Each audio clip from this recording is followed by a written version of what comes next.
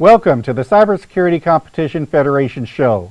I'm Dan Manson. I teach computer information systems at Cal Poly Pomona and serve as principal investigator for a National Science Foundation grant to help form an umbrella organization over cybersecurity competitions.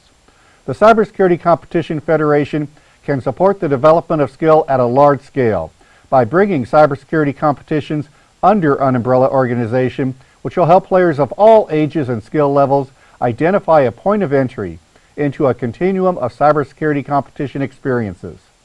With a focus on communication and promotion, the CCF maintains the autonomy of competition creators, supports their business models, and does not interfere with their sponsorship or funding sources. The 2016 National Collegiate Cyber Defense Competition kicks off this month with invitational competitions, including our first WRCC-DC Invitational. More than 200 schools are expected to compete in the 2016 NCCDC. CyberFed recently interviewed Dwayne Williams, National CCDC Director, about what makes National Collegiate Cyber Defense Competition a national sport for college cybersecurity players, teachers, and programs.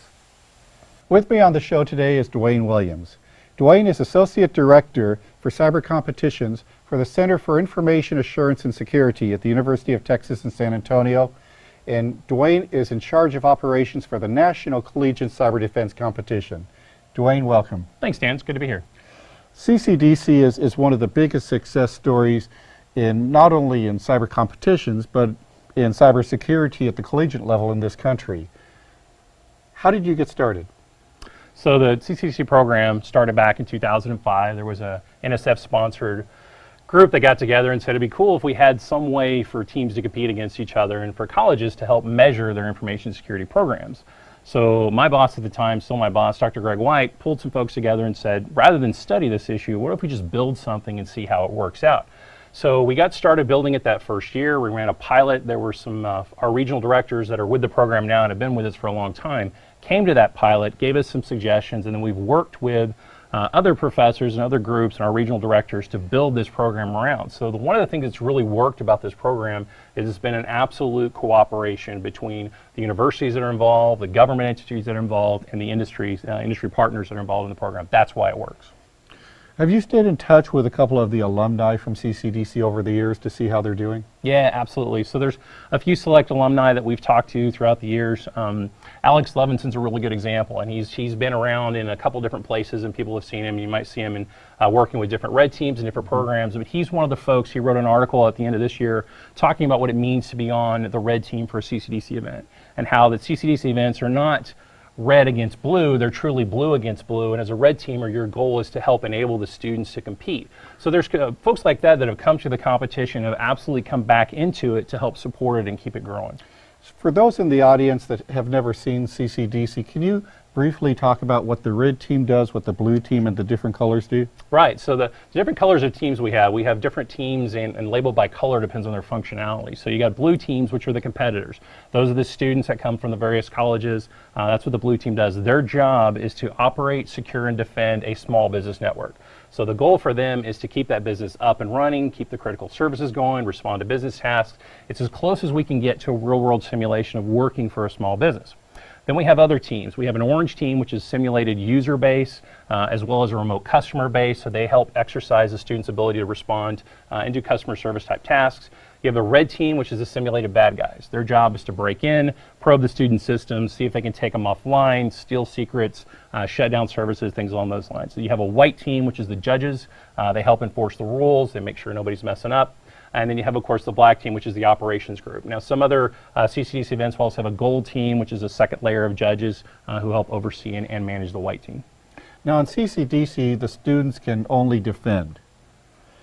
Is this the way it is in the real world, or are they learning skills that employers look for? Yeah, absolutely. So the skills that we're really trying to enforce in CCDC are the exact same skill set you would take in a small business. So we do expect the students to be able to come in and assess their own environment. That's a really common task, especially for IT and security professionals at a small business. You will have to assess and secure your own systems. You have to know how to look for vulnerabilities in your own systems and secure your vulnerabilities. But what I like to say is CCDC teaches you what you're going to use out in the real world. So, in theory, Nobody from Walmart gets hired to hack Kmart or Target or anything else. You're there to secure your infrastructure and defend your infrastructure, but that doesn't mean you don't need to know how to assess your own infrastructure, and that's one of the things that we focus on with CCDC.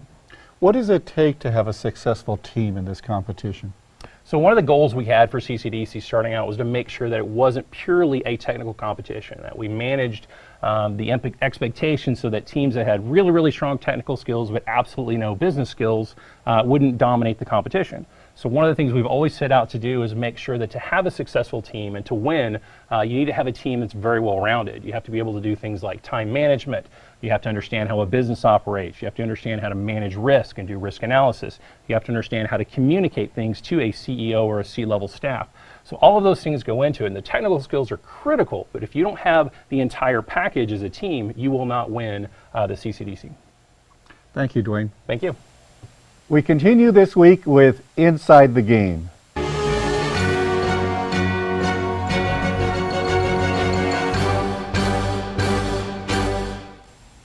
With me today is Jason Pittman. Jason, welcome. Thanks, Dan. Hey, everybody. Jason, the National Collegiate Cyber Defense Competition started in 2006. It's been going for 10 years now. It's had a lot of success, but we don't know a lot about what has happened to the students who play. It's still a difficult competition to watch as a spectator. To me, it's got tremendous potential that is yet to be realized. What do you think? You know, I think there's a good amount of things that are desirable in terms of the design of the competition and the output of the competition, and there's some things that are just, quite frankly, strange to me. Good things. The business injects. I love that about this competition. And as far as I know, it's the only competition that does it the way that CCDC does it, where you're doing whatever you're doing from a technical perspective, and then there's the business inject that you have to keep track of. And somebody has to manage that, so you need the leader, and it forces the group dynamic to evolve. I love that. But there's no transparency in the scoring. So how well did you do on a certain inject? Nobody knows. Yeah, I think that employers really like what students learn in this competition. They learn something that is very realistic. How do you run a business while you're under attack? How do you make changes to that business when you have to worry about being hacked? And the students learn defense, which is, as we know, a much harder skill to be successful with than offense. So there are lots of cool things that are learned in this competition. We see employers hiring students from CCDC competitions because of their experience in the competition. But at the same time, we want to see this played like a sport.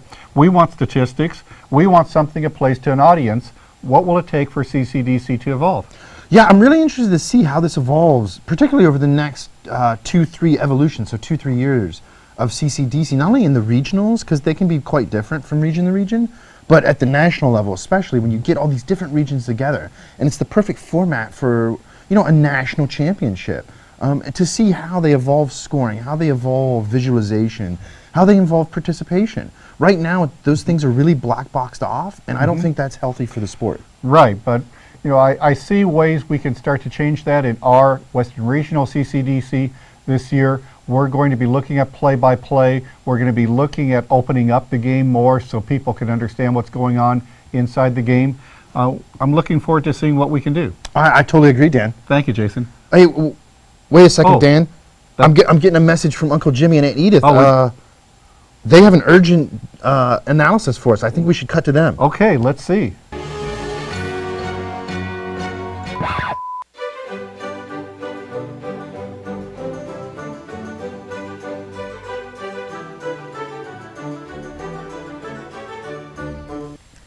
Welcome once again to Edicts by Edith, the show for the discerning connoisseurs of cybersecurity challenges.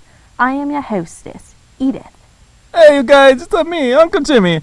This week we're talking about the decrypt image from a Boston Key Party 2014. Hey Edith, what you think? Decrypt image is an excellent challenge, Jimmy. The designers provide a straightforward explanation of what the players are expected to do and what challenge pieces are to be used in finding the solution.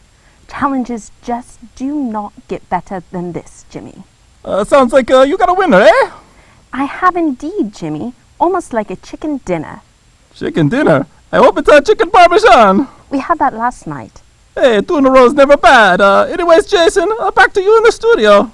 If you have a competition you would like us to cover in a future show, please contact us at cyberfed.org. I'm Dan Manson. See you next week.